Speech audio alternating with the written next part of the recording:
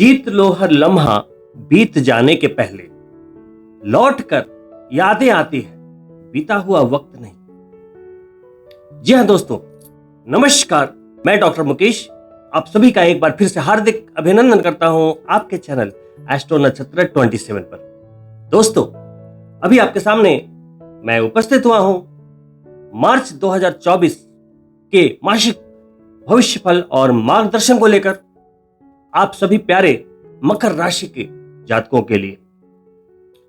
मकर राशि के जातक जो अपने राशि के स्वामी शनिदेव की उतरती हुई ढैया के अंतराल से गुजर रहे हैं। साढ़े साती एक ऐसा वर्ड है जिसे सुनते ही अच्छे अच्छे मजबूत हौसलों वालों के भी हौसले पस्त हो जाते हैं। जब हम अपने जीवन को जी रहे होते हैं तो ईश्वर के द्वारा बनाए हुए मोह के गर्त में इस तरह गिराए जाते हैं कि दौलत के पीछे, शोहरत के पीछे भागते भागते हमें अपने कर्मों का भान नहीं रहता। हमें सिर्फ अपने फायदे से मतलब रहता है और इसी लोभ में हमारे हाथों से कुछ ऐसे कर्म होते हैं जो भगवान की नजरों में तर्कसंगत नहीं है। ईश्वर ने इस संसार की रचना इस तरह से की है कि जहां कोई भी अन्याय नहीं, उन्होंने एक सीधा सिस्टम बना दिया कि अच्छा भी मिलना है या बुरा भी मिलना है, ये डिसीजन आप करेंगे, क्योंकि मिलना है आपको आपके कर्मों का ही भुगतान। दोस्तों, इस संसार की रचना प्रभु ने कुछ इस तरह से की है कि हमारे किए हुए शुभ कर्मों की बदौलत, परोपकार के बदौलत इस जीवन में सुख, सौभाग्य, मान, प्रतिष्ठा इत्यादि मिलते हैं।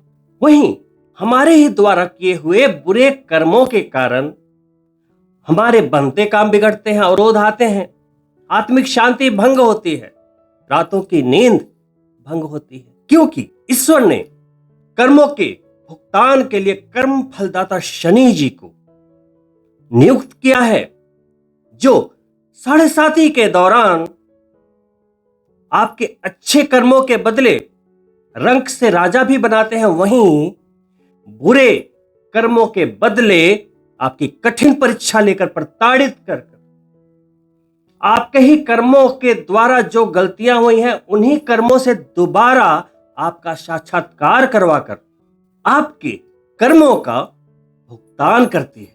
हमें अपने कर्मों का फल भुगतना ही पड़ता है। जिस तरह से अच्छे कर्म के बदले आप प्रमोशन लेते हैं, धन दौलत, इज्जत और शोहरत लेते हैं, पारिवारिक खुशियां लेते हैं, उसमें तो आप किसी को दोष नहीं देते, यही कहते हैं कि मैं कितना भाग्यवान हूं, जरूर पूर्व जन्म में कुछ अच्छा किया होगा। वहीं जब आपके सामने दुखों का पहाड़ टूट पड़ता है आपके कर्मों की वजह से ही, तो आप क्या कहते हैं, पता नहीं कौन सा पाप किया था। तो दोस्तों, शनि देव की न्याय की चक्की धीमी जरूर है लेकिन पिसती बहुत बारीक है। तो इस साढ़े साती के उतरते हुए चरण में शास्त्र कहते हैं कि जो प्रथम चढ़ती हुई साढ़े साती थी 2.5 साल, और शिखर की जो साढ़े साती थी जिसमें आपकी कठिन परीक्षा हुई, मान सम्मान पर आघात हुआ, बनते काम बिगड़े, दुखों का पहाड़ टूटा, लेकिन उतरती हुई साढ़े साती में शनिदेव कठिन परीक्षा से गुजरने के बाद आपको आपके रिजल्ट के रूप में सब कुछ आपको वापस देते हुए प्रस्थान करते हैं। इसी उतरती साढ़े साती के दौरान अभी वर्तमान समय में शनिदेव आपकी जन्म चंद्रमा से सेकंड हाउस में यानी कि धन के भाव में गोचर कर रहे हैं, और चंद्र राशि के अनुसार शनिदेव ही आपके धन के स्वामी होते हैं। नंबर 11 यानी कि कुंभ राशि में शनिदेव का गोचर, चूंकि मूल त्रिकोण राशि है, बहुत ही शुभ माना जाता है। उतरती साढ़े साती में होने का यह मतलब बिल्कुल नहीं कि जब तक साढ़े साती समाप्त नहीं होगी आपको शुभ परिणाम प्राप्त नहीं होंगे। नहीं, हो सकता है आपके कर्म कम बुरे थे और आपने चढ़ती साढ़े साती में ही उसका भुगतान कर लिया। किसी के कर्म ज्यादा बुरे हैं, उन्होंने चढ़ते साढ़े साती के दौरान, शिखर के साढ़े साती के दौरान 5 वर्षों तक भुगतान किया। उतरती साढ़े साती आते आते करीब करीब आपके कर्मों का भुगतान 30 वर्ष की अवधि के लिए हो चुका होता है। फिर 2.5 वर्ष का सफर तय करते हुए फिर जब द्वादश भाव में आएंगे 30 वर्ष के बाद, पुनः आपकी परीक्षा ली जाएगी, आपको फिल्टर किया जाएगा। यह पद्धति ठीक उसी तरह की है जैसे कि एक सोनार 24 कैरेट सोने को सिर्फ एक बार तपाकर उसे ज्वेलरी का आभूषण का आकार दे देता है। लेकिन आपके पास एक पुरानी ज्वेलरी है, अब उसके बदले आप एक नई ज्वेलरी बनाना चाहते हैं, आभूषण बनाना चाहते हैं, तो वो सुनार क्या करेगा? पहले पुरानी ज्वेलरी को तपाएगा, उसके विकार निकालेगा, फिर दोबारा उसे तपाएगा और फिर नई आकृति देगा। शनिदेव भी वही करते हैं। हर 30 वर्ष में आपको आकर फिल्टर करते हैं, आपके विकार निकालते हैं और 24 कैरेट खरा सोना बनाकर फिर चले जाते हैं। और फिर हम तो इंसान हैं, फिर 30 वर्ष में कुछ न कुछ कर गुजरते हैं और अपने ही कर्मों का फल भुगतते रहते हैं। आपके धनेश के उदित होते ही 18 मार्च को प्रबल धन का योग निर्मित होगा। लेकिन आपको कार्य करते रहना है, साढ़े साती से बिल्कुल भी डरने की आवश्यकता नहीं। कारण क्या है? अगर आपके सामने कोई पुलिस की गाड़ी आकर खड़ी हो जाती है, तो अगर आपने कोई क्राइम नहीं किया तो वो आपके रक्षक हैं। लेकिन अगर आपने कोई क्राइम किया है, किसी की जान ली है, किसी का हक छीना है, तो वही पुलिस क्या है? आपके लिए भक्षक है।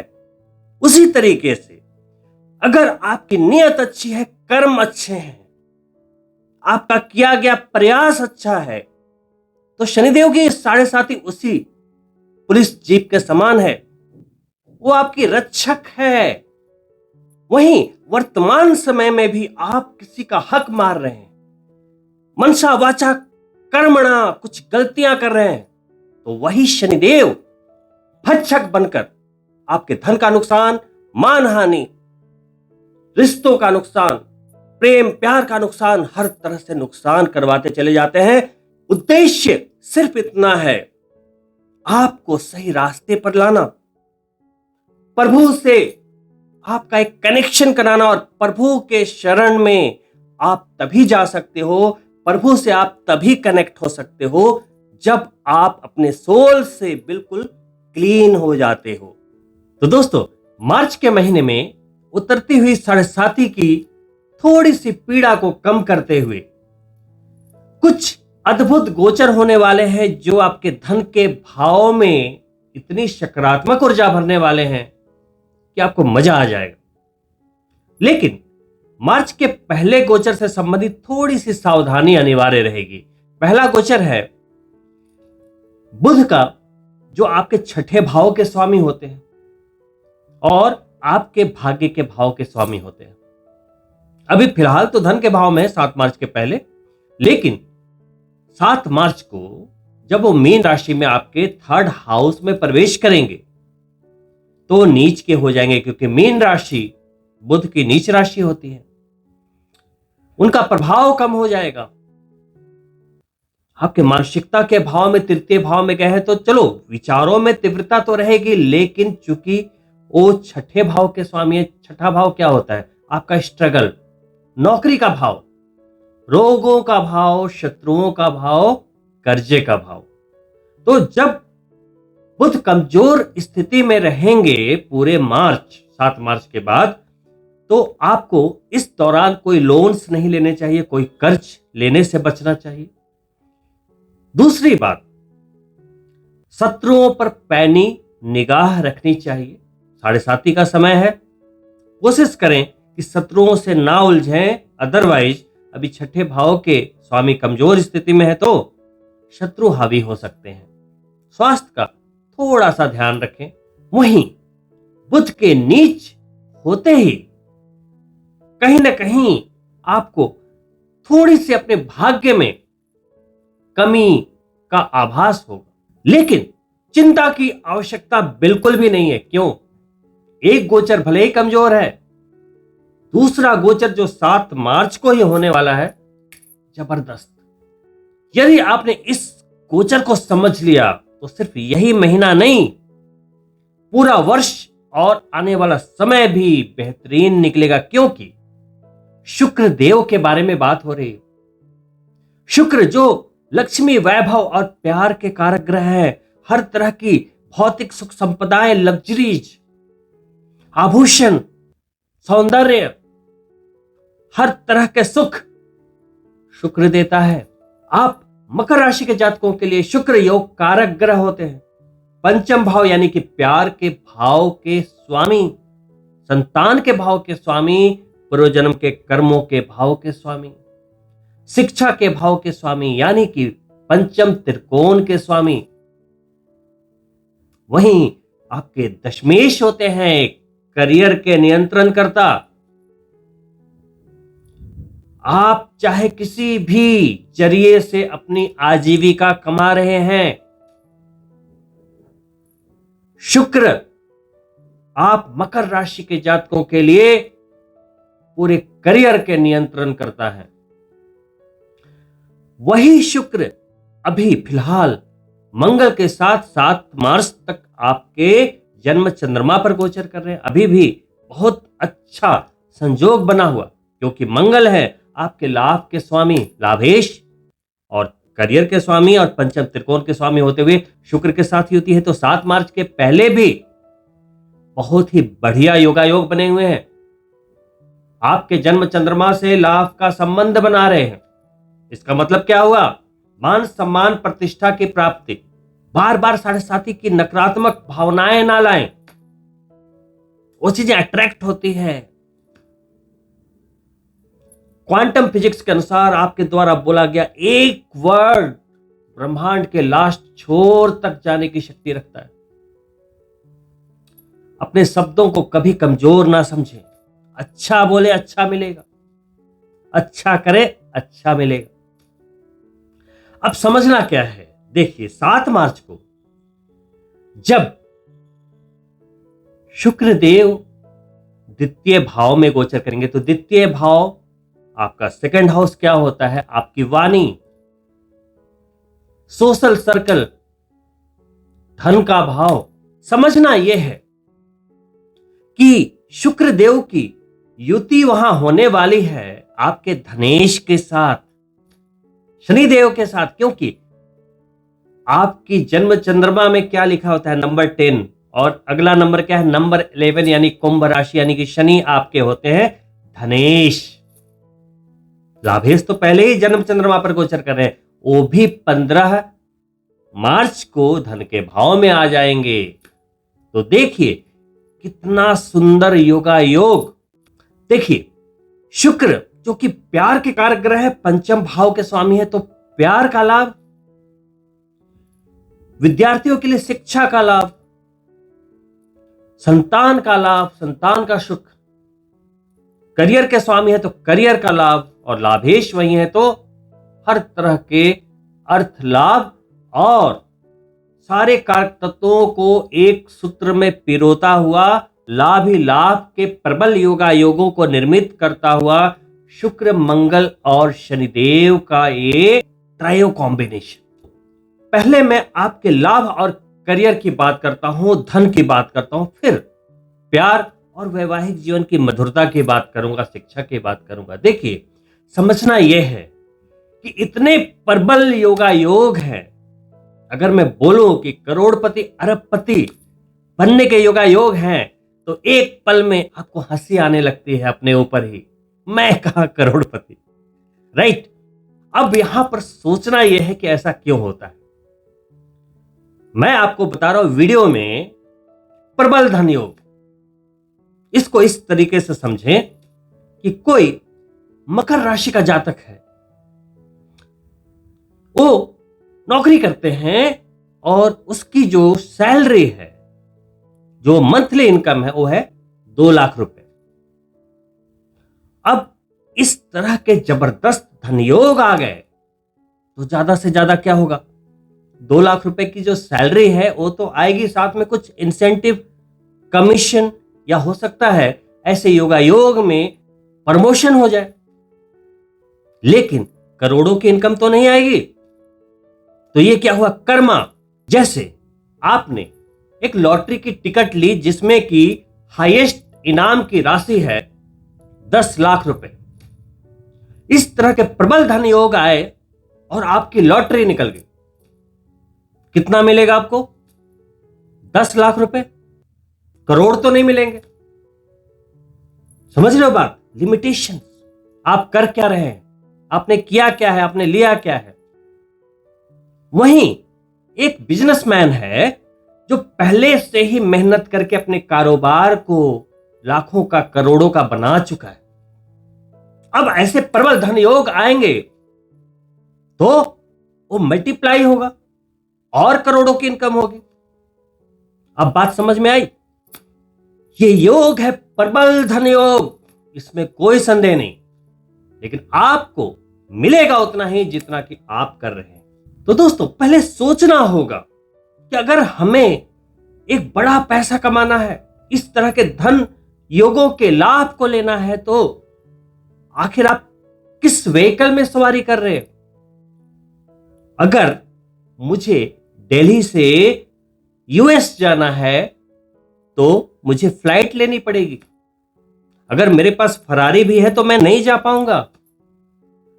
भले ही वो करोड़ों की गाड़ी है, बहुत तेज चलती है, बहुत शानदार है, बहुत बढ़िया कलर है, लेकिन उससे यूएस तो नहीं जा पाऊंगा ना। तो what is the right vehicle. Flight लीजिए और अपने मंजिल तक आप पहुंच जाइए। तो अगर आपके सपने बड़े हैं लेकिन आप काम छोटा कर रहे हैं, यहां यह सोच नहीं रखनी है कि कोई काम छोटा बड़ा नहीं होता। अगर आपको लाइफ ऑफ सर्वाइवल ही चाहिए, अगर आपको जिंदगी सिर्फ काटनी है, तो बोलने की कोई बात नहीं। लेकिन जब आप क्लेम कर रहे हो कि आप बोल रहे कि करोड़पति बनने के योग है, तो मैं क्यों नहीं बन रहा, तो मैं आपको समझा रहा हूं कि आप क्यों नहीं बन रहे, क्योंकि आप करोड़पति बनने लायक कोई काम ही नहीं कर रहे।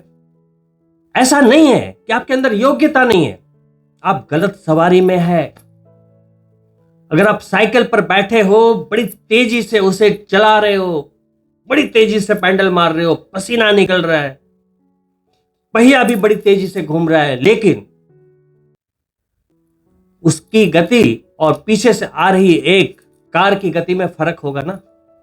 अब जो कार को ड्राइव कर रहा है उसके पसीने नहीं बह रहे, वो तो एसी में आराम से बैठा है, लेकिन बड़ी रफ्तार से जा रहा है। स्मार्ट वर्क, सिर्फ मेहनत करने से कामयाबी हासिल नहीं होती। बस आपको गहराई से सोचना है कि आप क्या कर रहे हैं, कहां परिवर्तन करने की आवश्यकता है। शिव खेरा ने एक कोटेशन लिखा था अपनी बुक में कि जीतने वाले कोई अलग काम नहीं करते, वो उसी आम कार्य को अलग तरीके से करते हैं। कार्य वही रहता है, लेकिन उसी कार्य को डिफरेंट तरीके से, यूनिक तरीके से करना ही आपके सक्सेस की गारंटी होती है। दोस्तों, अब ये मत कह देना कि ये मेरे बस की बात नहीं है, ये मुझसे नहीं होगा। किसी भी कामयाबी के लिए ना जबरदस्त जिद का होना आवश्यक है। जहां एक हट्टा कट्टा व्यक्ति भी माउंट एवरेस्ट पे नहीं चढ़ सकता यदि वो मन से हारा हुआ है। वहीं अरुणिमा सिन्हा को देख लो, पैर कटने के बाद भी उन्होंने एवरेस्ट ही नहीं, किलिमंजारो ही नहीं, कई चोटियां नाप दी। तो ये कहने से काम नहीं चलेगा कि मुझसे नहीं होगा। पैरों से, हाथों से अपाहिज होना बुरा नहीं, यहां से अपाहिज होना बहुत बुरी बात है। दोस्तों, किसी भी सफलता और एक प्रचंड सफलता में बस एक छोटा सा अंतर है, आपके जिद और हौसले का, भरोसे का। एक छोटी सी चिड़िया भी जब किसी टहनी पर बैठती है ना पेड़ की, तो उसे उस टहनी पे भरोसा नहीं है। उसे पता है कि ये कभी भी टूट सकता है। भरोसा किस पे है? उसे अपने पंखों पर भरोसा होता है। उसी तरीके से आप जिस जॉब में है, जिस बिजनेस में है, आप किसके भरोसे हैं? अपने भरोसे। थोड़े बदलाव की आवश्यकता है। अगर आपको अपनी मंजिल पानी है, एक बड़े सपने को, एक बड़े लक्ष्य को पाना है, तो कहते हैं ना, नजर को बदलो, नजारे बदल जाते हैं। सोच को बदलो, सितारे बदल जाते हैं। बार बार कश्तियां बदलने की जरूरत नहीं। दिशा बदलो, किनारे बदल जाते हैं। तो आप अपनी लाइफ में अपनी मंजिल पर कब और कैसे पहुंच पाएंगे, इसका डिसीजन सिर्फ और सिर्फ आप करेंगे। धन के भाव में शुक्र और मंगल की युति का होना, और वो भी शनिदेव के साथ। तो शनिदेव नौकरी के कारक है, तो जो लोग नौकरी में हैं उन्हें भी सफलता के योगायोग, प्रमोशन के योगायोगों को दिखाता हूं। वहीं मंगल भी लाभेश होते हुए सेकंड हाउस में है। तो देखिए, वैसे तो हर मकर राशि के जातकों को लाभ मिलेगा ही मिलेगा, लेकिन जो मंगल के फील्ड से जुड़े हुए जातक हैं, जैसे real estate, medical profession, energy इत्यादि से जो जुड़े हुए हैं, उन्हें और भी जबरदस्त लाभ, ख्याति, शोहरत मिलने के योगायोग को बनाता हुआ शुक्र मंगल का ये कॉम्बिनेशन। वहीं जो भी लोग बिजनेसमैन हैं, उनके लिए तो बस एक जैकपॉट सा है, क्योंकि इस तरह के प्रबल धन योग को जो कैश कर सकते हैं, वो सिर्फ बिजनेसमैन ही कर सकते हैं। तो जितने भी मकर राशि के जातक हैं, देखिए, मैं बताना चाहूंगा कि शुक्र मंगल का योगायोग एक जोश और जुनून को बढ़ाता है, जिद्द को बढ़ाता है, और यही आपको चाहिए। दोस्तों, इंसान की फितरत है कि जब कुछ अच्छा समय होगा तब भी हमारे माइंड में एक नेगेटिविटी आती है। अभी आप देखो कि देवगुरु बृहस्पति चतुर्थ भाव में, आपके सुखों के भाव में बैठे हैं, पूरी 7वीं दृष्टि करियर पे है। कितना बढ़िया योगा योग, लेकिन मन में क्या चल रहा है? 7.5 है, 7.5 है। इस डर से निकलना होगा। ये समय मकर राशि के जातकों के लिए बहुत ही मजबूत है, कारण बड़े ग्रहों में शनिदेव अपनी राशि में धन के भाव में गोचर करते हुए 18 मार्च को उदित हो जाएंगे। वहीं राहु अपने सर्वश्रेष्ठ गोचर में तृतीय भाव में रिस्क लेने की क्षमता को देता हुआ, आपके सिक्स्थ सेंस को पावर देता हुआ, मानसिक ऊर्जा में बड़ी गहराई से सोचने और समझने की योजनाओं को बनाने की क्षमता को देता हुआ। वहीं केतु भी आपके भाग्य के भाव में आपके भाग्य को प्रबलता देता हुआ, लेकिन आपको धार्मिक गतिविधियों से जुड़ के रहना चाहिए, तभी भाग्य बली होगा। क्योंकि अभी मार्च के महीने में, जैसा कि मैंने प्रारंभ में बताया था, कि भाग्य के स्वामी बुध अभी नीच स्थिति में रहेंगे। तो धर्म से जुड़े रहे, आस्था से जुड़े हुए रहे, प्रभु के शरण में रहें, उनसे अपनी सोल का कनेक्शन बनाएं, अपनी नियत को एकदम अप टू द मार्क रखें। हमेशा ये ध्यान रखें, मनसा वाचा कर्मणा, कोई भी गलती ना हो जिसके कारण आपके कर्म आप तक लौट कर आए। ये तो बात हो गई आपके करियर, आपके सपने, धन और दौलत की। अब बात करते हैं पंचमेश, यानी कि प्यार के कारक ग्रह शुक्र, जो कि धन के भाव में बैठे हैं, मंगल के साथ युति कर रहे हैं, जो कि एक प्रेम विवाह को बहुत ही जबरदस्त तरीके से सपोर्ट करने वाली युति है, जिद और सनक को बढ़ाने वाली युति है, प्रेम में पागल कर देने वाली युति है। लेकिन देखिए, पंचम भाव बड़ा ही रहस्यमयी भाव है। पंचम भाव पूर्व जन्म के कर्मों से, शुभ कर्मों से निर्मित भाग्य, और वो भाव क्या होता है? संतान, शिक्षा, नया प्रारंभ, नया जीवन, संतान और प्यार। राइट? ये सब किस्मत की बात है, पुराने जन्म के कर्मों की बात है। ग्रहों की चाल अगर कहें तो भगवान हमारे कर्मों के अनुसार ऐसी स्थिति, ऐसी कॉम्बिनेशन बनाते हैं कि हमें वैसा ही इस जन्म में प्रारब्ध भुगतना पड़ता है। जैसे प्यार और विवाह की बात करें तो कुछ ऐसे लोग होते हैं जिन्हें प्यार मिलता है, और कुछ ऐसे लोग होते हैं जिन्हें प्यार नहीं मिलता। तो जिन्हें प्यार मिला उनके शुक्र बढ़िया और बली अवस्था में, स्वराशि में, उच्च राशि में, बढ़िया योगायोग में है, गोचरस्थ है। वहीं जो लोग प्यार के लिए पूरे जीवन तरसते रह जाते हैं, कुंडली में पूर्व जन्म से निर्मित कुछ ऐसे दोष होते हैं जो आपको अंदर ही अंदर तड़पाते रहते हैं, जैसे पितृदोष, ग्रहण दोष इत्यादि। वहीं किसी को पहले प्यार नहीं मिलता, डायरेक्ट शादी हो जाती है, यानी कि बृहस्पति मजबूत है, बाद में प्यार का प्रारंभ हुआ। तो यहां पे बलि कौन है? बृहस्पति। डोमिनेंट कौन हो गया? बृहस्पति। वहीं कुछ लोग प्यार करते हैं और फिर शादी करते हैं, प्रेम विवाह। वहां पे शुक्र भी बलि, मंगल भी बलि और बृहस्पति भी मेहरबान। वहीं एक कॉम्बिनेशन प्यार के मामले में वैसा भी होता है, शादी के मामले में वैसा भी होता है, जो बड़ा स्ट्रगल कराता है, डाइवोर्स कराता है, 28 वर्ष के पहले शादी नहीं होने देता। मैं बात कर रहा हूं मांगलिक दोष की। जी हाँ दोस्तों, शादी में विलंब होना या शादी ना हो पाना या प्यार का ना मिल पाना, या तो उसके कारण होते हैं शनि सप्तम भाव में अशुभ होते हुए, या तो मांगलिक दोष। दोस्तों, ऐसे में अगर कुंडली मिलाकर शादी नहीं हुई तो पहले शादी होती है, फिर डाइवोर्स और फिर दोबारा शादी के योगायोग बनते हैं अगर बृहस्पति अच्छे हुए तो। वहीं जिनके पूर्व जन्म के कर्म बिल्कुल भी क्षमा के पात्र नहीं है, वैसे लोगों को न तो प्यार मिल पाता है, न ही शादी हो पाती है, पूरे जीवन वो अकेले ही रह जाते हैं। दोस्तों, इसी पंचम भाव के स्वामी होते हुए अभी शुक्र देव 7 मार्च से पूरे मार्च तक जबरदस्त बढ़िया योग में प्रेमी जोड़ों के लिए। क्यों? वहां मंगल भी 15 मार्च को ज्वाइन कर लेंगे, शुक्र मंगल की युति होगी, आपकी हर मनोकामना पूरी होगी। तो आप मकर राशि के जातक प्यार के मामले में मार्च में बहुत ही लकी रहेंगे, पूरे रोमांस में खोए रहेंगे पूरे मार्च। लेकिन इसमें आप अपने करियर और एडुकेशन को दांव पर ना लगाएं। वहीं अंतिम गोचर के रूप में मैं बात करना चाहूंगा अष्टमेश के गोचर की, ग्रहों के राजा सूर्य देव के गोचर की, जो पहले 14 दिन सेकंड हाउस में ही है शनिदेव के साथ। पितृदोष का सृजन हो रहा है और उसके बाद 14 मार्च को मीन संक्रांति के दिन थर्ड हाउस में सूर्यदेव अपने अच्छे गोचर में, अच्छे भाव में, तृतीय भाव में गोचर करेंगे, जहां वो बढ़िया परिणामों को देने वाले होते हैं। लेकिन वहां उनकी मुलाकात होगी राहु से, युति होगी राहु से और ग्रहण दोष बनेगा।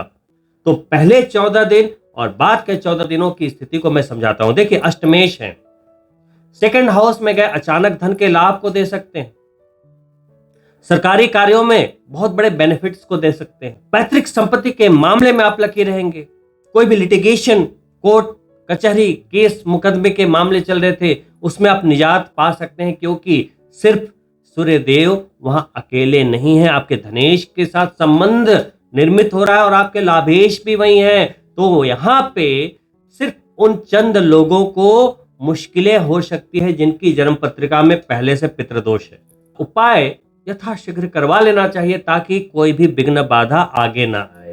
तत्पश्चात सूर्यदेव 14 को जैसे ही थर्ड हाउस में जाएंगे, रिस्क लेने की क्षमता को बढ़ा देंगे, आपकी सोच में एक जबरदस्त ओज दिखेगा, प्रकाश दिखेगा, क्योंकि मन में कई विचार आते हैं लेकिन हम उसे इम्प्लीमेंट करने से डरते हैं और वहीं सबसे बड़ी गलती हो जाती है। तो सूर्यदेव के तीसरे भाव का गोचर आपको बड़ा साहसी बनाता है, कई निर्णय करवा देता है, कई कार्य बना देता है, लेकिन राहु भी वहां है। सिर्फ उन्हें सावधान रहना होगा जिनकी पत्रिका में ग्रहण दोष है। जब वो सक्रिय होगा तो पिता के हेल्थ के ऊपर इसका विपरीत प्रभाव पड़ सकता है।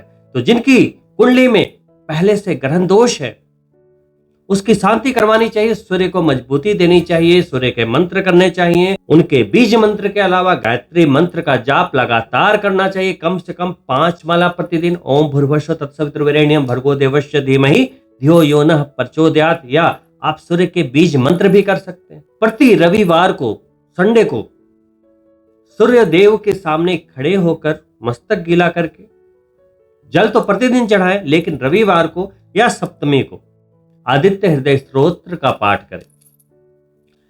सूर्य देव से अपने पिता के लंबी आयु स्वास्थ्य की कामना करें और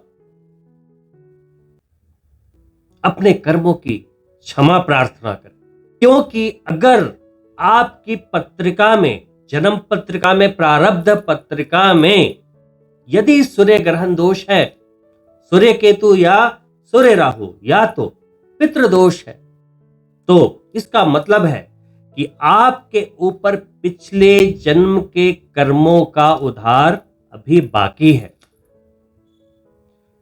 जिनकी कुंडली में पितृदोष होता है वो पूरे जीवन कहीं ना कहीं अंदर से एक दुख का अनुभव करते हैं। एक कष्ट की अनुभूति हमेशा दिल के किसी कोने में होती रहती है। चाहे आपके पास बहुत पैसे हों, बड़ी सी कोठी हो, बड़ा व्यापार हो, लेकिन अगर पितृदोष है तो जीवन के किसी न किसी रूप में दुख का अनुभव होता रहेगा। कर्म की गठरी बांधकर जग में फिरे इंसान, जैसा करे वैसा भरे, यही विधि का विधान। हमारे और आपके कर्म किसी न किसी रूप में आप तक लौट कर आते हैं। ठीक उसी तरह जैसे एक बछड़ा अपनी माता को सैकड़ों हजारों गायों की झुंड में ढूंढ लेता है, उसी तरीके से आपके द्वारा किए गए कर्म आपको ढूंढ लेते हैं। आपके द्वारा किए गए अच्छे कर्मों के बदले आप सुख, सौभाग्य, ख्याति प्राप्त करते हो। वहीं आपके द्वारा हुए बुरे कर्मों के कारण आपके जीवन में कष्ट, बाधा, संताप इत्यादि का अनुभव होता है। आपके जीवन में कोई, चाहे वो 5 मिनट के लिए ही क्यों ना मिला हो, वो कहीं ना कहीं अपने कर्म को निवृत्त करने आया है। चाहे वो आपके पिता हो, चाहे पुत्र या भाई या पत्नी या आपके दोस्त, रिश्तेदार, हर कोई आपसे इसलिए जुड़ा है क्योंकि आपको अपने कर्मों का भुगतान करना है। आपका कर्म आप तक कैसे वापस लौट कर आता है, इसे समझाने के लिए आपके साथ मैं एक छोटी सी स्टोरी शेयर करना चाहूंगा। किसी समय एक राजा हुआ करते थे और उनके मन में एक बार इच्छा हुई कि ठाकुर जी का एक मंदिर बनवाया जाए। मंदिर बनवाया गया, एक बड़ा भव्य मंदिर। वहां पर एक विद्वान पंडित को पुजारी के रूप में ठाकुर जी की सेवा करने के लिए नियुक्त किया गया। समय का पहिया घूमता रहा, 20 वर्ष हो गए। पुजारी बड़े विद्वान, हमेशा ठाकुर जी की सेवा में लगे रहते थे। किसी से वो ज्यादा बात नहीं करते थे। समय बीतता रहा। कुछ समय के बाद राजा ने देखा कि राजकुमार युवा हो चुके हैं और उनका विवाह एक बड़ी खूबसूरत राजकुमारी के साथ धूमधाम से करवा दिया। शादी की ही अगली सुबह राजकुमारी राजकुमार के कमरे में ऐसे ही घूम रही थी तो उन्होंने देखा एक भव्य तलवार वहां पे सुसज्जित, हीरे जवाहरात इत्यादि उसमें जड़े हुए थे। तो उनसे रहा नहीं गया। उन्होंने उस तलवार को उत्सुकतावश देखने के लिए अपनी ओर खींचा। वो तलवार इतनी भारी थी कि वो उनके हाथ से छूटी और राजकुमार के गर्दन पे जा गिरी और राजकुमार वहीं पे मृत्यु को प्राप्त हुए। राजकुमारी रोने लगी, घबरा गई। इतनी जल्दी में ये सब कुछ हुआ कि उन्हें कुछ सोचने समझने का मौका ही नहीं मिला। बड़े दुख से विलाप कर रही थी, लेकिन उन्होंने अचानक सोचा कि लोगों को जब पता लगेगा तो उन्हें लोग मनहूस कहेंगे, उनके माता पिता को क्या कहेंगे। तो ये सब सोचकर वो घबरा गई और उन्होंने राजा को बुलाया, मंत्रियों को बुलाया और बोला कि देखिए राजकुमार की कोई हत्या करके भाग गया। राजा ने राजकुमारी से पूछा कि आपने किसी को देखा है? तो राजकुमारी ने घबराते हुए बोला कि मैंने उसका चेहरा तो नहीं देखा, लेकिन वो भागता हुआ वो ठाकुर जी की मंदिर की ओर गया है। राजा, मंत्री, सैनिक सभी लोग मंदिर की ओर भागे और वहां पुजारी को पूजा करते हुए देखा और उसे पकड़ लिया। सभी लोग कहने लगे कि इसे मृत्यु दंड दो, फांसी दो, लेकिन राजा का दिल नहीं मान रहा था क्योंकि वो उन्हें वर्षों से जानते थे। लेकिन उनके ऊपर दबाव इतना था कि उन्होंने बोला कि मैं तुम्हें मृत्यु दंड तो नहीं दूंगा, लेकिन जिन हाथों से तुमने ये हत्या की है उन हाथों को काटने का आदेश देता हूं। प्रारब्धवश पुजारी के हाथ काट दिए गए और वो पुजारी बड़ा दुखी हुआ और राजा को अधर्मी जानता हुआ राज्य को छोड़कर चला गया। दोस्तों, समय बीतता गया, लेकिन पुजारी के मन में एक चिंता सता रही थी कि पूरे जीवन उन्होंने ठाकुर जी की सेवा की, हमेशा ईश्वर से जुड़ा रहा, कभी कोई पाप नहीं किया, एक चींटी तक नहीं मारी, तो उसके साथ इतना बड़ा अन्याय क्यों हुआ, कैसे हुआ? जैसे आप लोग बोलते हो ना कि मैंने तो कुछ किया ही नहीं है, तो मेरे साथ ऐसा क्यों हो रहा है? तो अपनी इस जिज्ञासा को शांत करने के लिए वो ढूंढता ढूंढता एक बहुत बड़े ज्योतिषी के पास पहुंचा, काशी, जो पूर्व जन्म के बारे में बताते थे। जब वहां वो पहुंचा तो देखा कि उसकी पत्नी ज्योतिषी महाराज का तिरस्कार कर रही है, गालियां दे रही हैं। उन्होंने दरवाजा खटखटाया, ज्योतिषी ने नमस्कार किया, उन्हें आसन पे बिठाया और बोला कि बताएं कैसे आना हुआ। तो पुजारी ने कहा कि मैं अपने प्रश्न को लेकर आया था, लेकिन पहले आप ये बताएं कि आपकी पत्नी आपका इतना तिरस्कार क्यों कर रही है, आपको इतना अपशब्द क्यों बोल रही है? तो ज्योतिषी मुस्कुराए और बोले, मेरी पत्नी कहाँ बोल रही है, पत्नी के मुख से मेरे कर्म बोल रहे हैं। पूर्व जन्म में मैंने इसे बहुत कष्ट दिया था और उसी कष्ट की निवृत्ति कर्म इस रूप में कर रही है। तो पुजारी ने अपनी पूरी कहानी ज्योतिषी महाराज को सुनाई। सुनने के बाद ज्योतिषी महाराज ध्यानमग्न हुए और उन्हें बताया कि आप पूर्व जन्म में भी एक संत थे, गंगा नदी के तट पर बैठकर तपस्या किया करते थे। एक दिन एक गौ माता वहां से भागती हुई जा रही थी, पीछे हसिया लिया हुआ कसाई उसके पीछे उसकी हत्या के उद्देश्य से दौड़ा जा रहा था। गाय दौड़ती हुई आई और आपके सामने से जंगल में जाकर झाड़ियों में छिप गई। कसाई ने ढूंढते हुए आपसे पूछा कि कहाँ गई है गाय? चूंकि आप ठहरे संत, आपने मुख से तो कुछ नहीं बोला, अपने इन्हीं हाथों से इशारा कर दिया कि उस तरफ गई है। कसाई दौड़कर जंगल की ओर गया और उस गाय माता को ढूंढकर गंगा नदी के तट पर लेकर आया और उसकी हत्या कर दी। उसी समय एक शेर जंगल से बाहर की ओर कूद कर आया और कसाई को और गाय को दोनों को खा गया। चूंकि गंगा नदी के तट पर उनकी अस्थियां थी, गंगा नदी में वो प्रवाहित हुई, तो गंगा मैया के आशीर्वाद से गौ माता का जन्म इस जीवन में राजकुमारी के रूप में हुआ और उस कसाई का जन्म राजकुमार के रूप में हुआ। कर्म की निवृत्ति होनी थी, इसीलिए इस जन्म में दोनों एक रात के लिए मिले और अगले ही दिन सुबह राजकुमारी के हाथों तलवार के गिरने से मृत्यु को प्राप्त हुआ। वहीं चूंकि तुमने इन्हीं हाथों से इशारा किया था, तो उस राजकुमार यानी कि पूर्व जन्म के कसाई की हत्या के आरोप में आपके हाथ काट दिए गए। तो दोस्तों, इस जीवन में आप किसी भी दुख से अगर दो चार हो रहे हैं, किसी भी कष्ट से गुजर रहे हैं, आपके ही कर्म हैं, किसी को दोष ना दें। जब कोई दुश्मन आपका अपमान करे तो समझ लेना आपने भी कभी किसी का अपमान उसी तरह से किया था। कभी करोड़ों का नुकसान हो जाए तब भी समझ लेना कि पूर्व जन्म में आपके द्वारा भी उतनी ही धनराशि का कहीं ना कहीं दुरुपयोग हुआ है।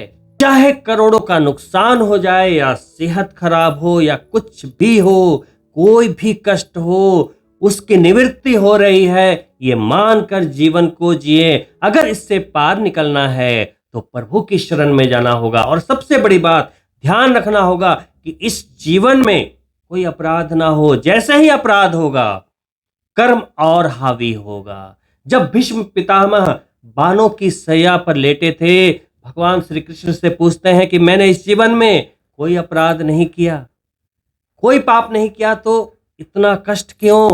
तब श्री कृष्ण ने उन्हें पूर्व जन्म का वृतांत सुनाया कि उनके द्वारा किस तरह से पाप हुआ था और वो पाप फलित नहीं हो रहा था क्योंकि वो अच्छे कर्म करते जा रहे थे हर जन्म में, लेकिन इस जीवन में द्रौपदी का चीरहरण होने के बाद भी वो मुख से कुछ नहीं बोले, तो ये महापाप उनके ऊपर भारी पड़ा और वो बानों की सैया पर आ गए। तो दोस्तों, यदि आपकी पत्रिका में भी ऐसे कोई दोष हैं, इसका सीधा मतलब है कि आपके कर्म की निवृत्ति होनी है।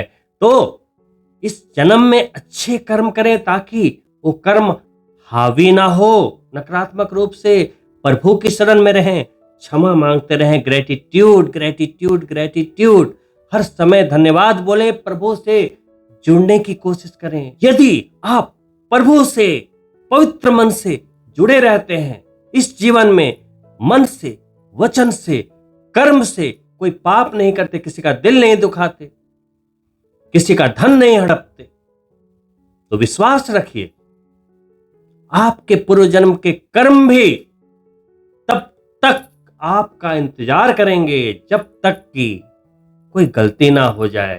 तो पूर्व जन्म के कर्मों को एक्सेप्ट कीजिए और प्रभु को बोलिए, हे प्रभु क्षमा कर दो, क्षमा कर दो, अब कोई अपराध नहीं होगी मुझसे।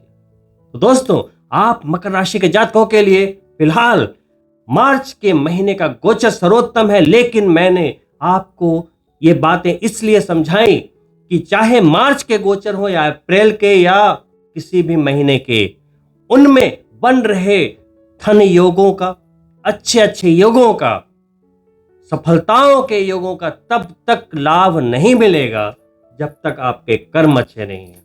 इन्हीं शुभकामनाओं के साथ कि मार्च का महीना आपके लिए सर्वोत्तम फलों को लेकर आए, मैं आपसे अनुमति चाहूंगा। अगर आप मेरे चैनल को पहली बार देख रहे हैं, सब्सक्राइब करना ना भूलें। वहीं अगर आपको ये वीडियो पसंद आया हो, लाइक करें और अपने मित्रों के लिए शेयर भी अवश्य करें।